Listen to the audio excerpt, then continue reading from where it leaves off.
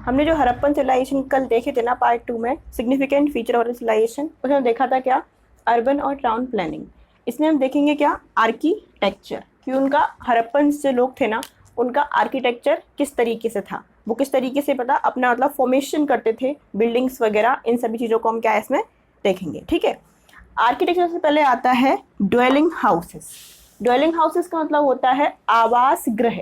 आवास गृह मतलब कहाँ, उनका घर कैसा था, वो कैसे घर में रहते थे, किस तरीके से उनका घर बना था। ठीक है, चलिए हम जानते हैं इनकी ड्वेलिंग हाउसेस के बारे में।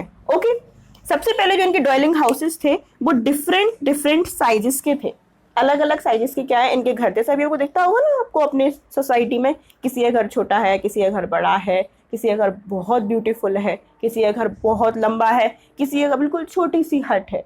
तो ऐसे ही क्या है, अलग अलग अकॉर्डिंग टू द स्टेटस अलग अलग क्या है वहाँ पर घर थे।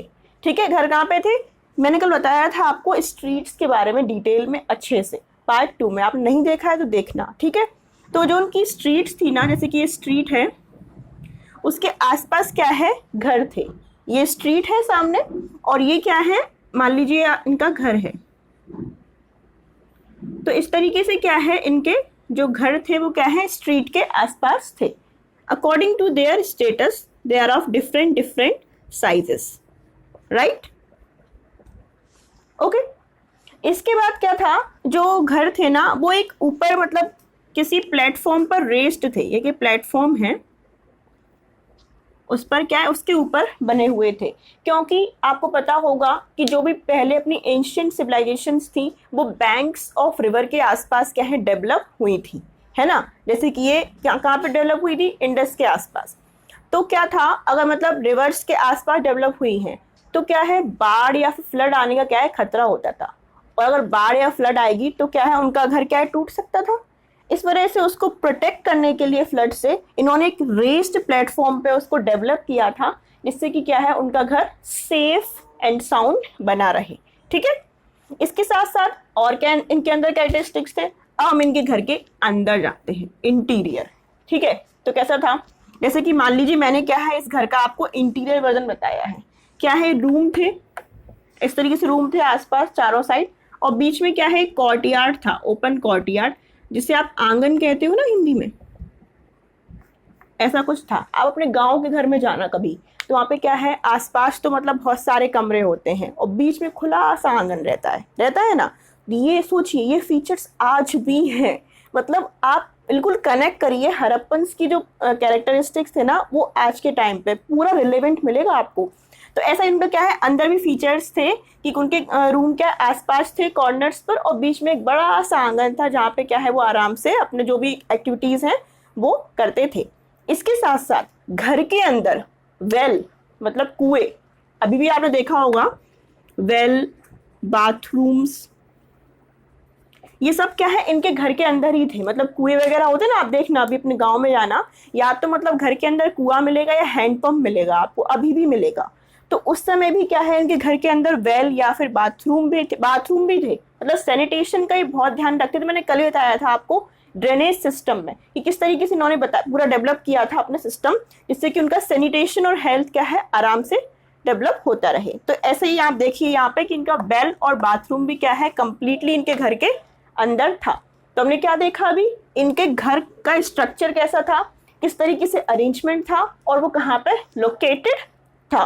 ओके, आर्किटेक्चर के अंदर सेकंड जो पार्ट आता है वो आता है great bath, the great bath. अब हम जानेंगे कि ये द ग्रेट बाथ क्या है। ओके, तो ग्रेट बाथ कहाँ मिलेगा आपको, मोहनजोदड़ो एक साइट थी, कहाँ पे, हड़प्पन सिविलाइजेशन की बहुत इंपॉर्टेंट साइट है।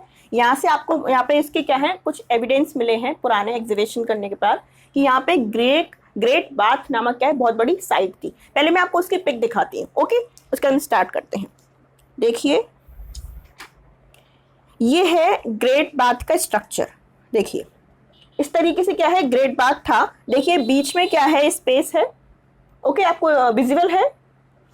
देखिए ये क्या है, बीच में ऐसा स्पेस था क्वाड्रेंगल टाइप। यहाँ पे क्या है, सीढ़ियाँ बनी हुई थी, और ये पूरा स्विमिंग पूल था, यहाँ पे पानी भरा हुआ था। यहाँ पे लोग क्या है, अपना वर्क करते थे। अब मैं आपको बताती हूँ इसको स्ट्रक्चर से डिजाइन करके। ओके, सबसे पहले तो क्या था, एक ओपन क्वाड्रेंगल स्ट्रक्चर था। क्वाड्रेंगल मीन्स, क्वाड मीन्स होता है 4, तो 4 इस तरीके से साइड्स थी उसकी और इस तरीके से एक स्ट्रक्चर था। ओके, इसके आसपास क्या है, वैरमदास थे, 4 वैरमदा थे।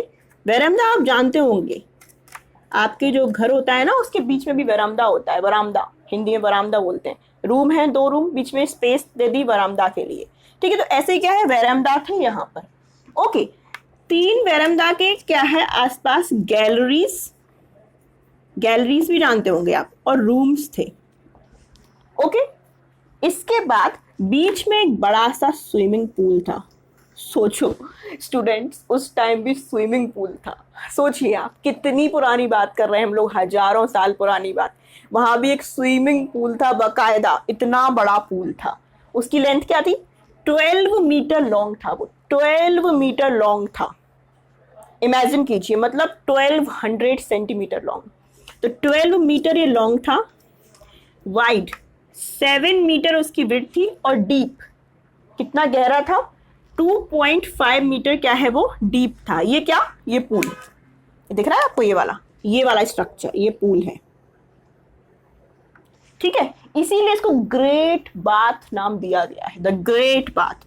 ओके, इसके बाद क्या है, ऐसा भी नहीं था, बाकायदा साइंटिफिक था। अब जाएंगे कहां से भाई, बना तो दिया है आपने, कूदेंगे थोड़ी ना ऊपर से, तो सीढ़ियां बनाई गई थी, फ्लीट्स थे यहाँ पर, इससे कि आप आराम से यहाँ पर उतरे और आइए, स्वागत है आपका।